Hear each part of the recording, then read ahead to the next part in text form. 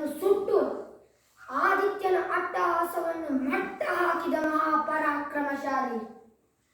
ಅಠಳ ವಿತಳ ಸುತಳ ರಸಾತಳ ಮಹಾತಳ ಥಳಾತಳ ಪಾತಾಳಗಳನ್ನು ಪಾದದಡಿಯಲ್ಲಿ ತುಳಿದಿಟ್ಟ ಮಹಾಪರಾಕ್ರಮಶಾಲಿ. ಅಳಿಯಿಟ್ಟರೆ ನಡುಗುವುದು ಭೂಮಿ, ತಲೆ ಎತ್ತಲು ಬೆಚ್ಚುವುದು ಬಾನು, ಕೈ ಎತ್ತಲು ನಡುಗುವುದು ಸೃಷ್ಟಿ.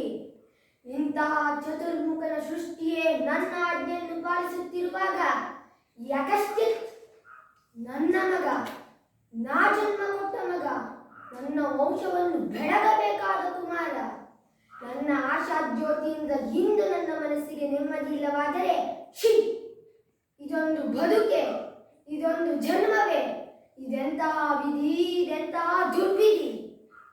ನಾನೇ ಸರ್ವಶಕ್ತನೆಂದುಕೊಂಡರೆ ಅಧಾವಶಕ್ತಿ ನನ್ನೆದುರಿಗೆ ನಿಂತು ಕಾಯುತ್ತಿದೆ. ಅಧಾವಶಕ್ತಿ ಪುತ್ರನನ್ನೇ ಶತ್ರುವನ್ನಾಗಿಸಿದೆ. ಅಧಾವಶಕ್ತಿಯವನಿಗೆ ನನ್ನನ್ನೆದುರಿಸುವ ಧೈರ್ಯ ತುಂಬಿದೆ.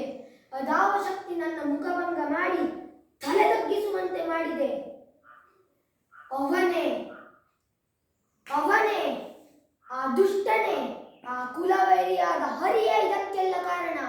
ಎಲ್ಲವೋ ಹರಿ, ಕಪಟಿ, ವಂಚಕ, ನನ್ನ ಮಗನ ಹೃದಯಾಂತರಾಳವನ್ನು ಹೊಕ್ಕು ಅವನ ತಲೆಯನ್ನು ಕೆಡಿಸಿ ಮನವನ್ನಂತೆ ಆಡಿಸುತ್ತಿರುವೆಯಾ? ನಿನಗೆ ನಿಜವಾದ ಪೌರುಷವಿದ್ದರೆ, ನೀನು ಪರಮ ಪುರುಷೋತ್ತಮನೇ ಆಗಿದ್ದರೆ, ನನ್ನಂತ ಗಂಡು ನೀನಾಗಿದ್ದರೆ ಬಾ ಬಾ, ನನ್ನೆದುರಿಗೆ ಬಂದು ನಿಲ್ಲು, ನನ್ನೆದುರಿಗೆ ಬಂದು ನಿಲ್ಲು. ನಿನ್ನ ಉದರವನ್ನು ಬಗೆದು ನಿನ್ನ ಕರುಳುಗಳನ್ನು ಮಾಲೆ ಹಾಕಿಕೊಳ್ಳದಿದ್ದರೆ ನಾನು ಹಿರಣ್ಯಕಶಿಪುವೇ ಅಲ್ಲ, ನಾನು ಹಿರಣ್ಯಕಶಿಪುವೇ ಅಲ್ಲ, ನಾನು ಹಿರಣ್ಯಕಶಿಪುವೇ ಅಲ್ಲ.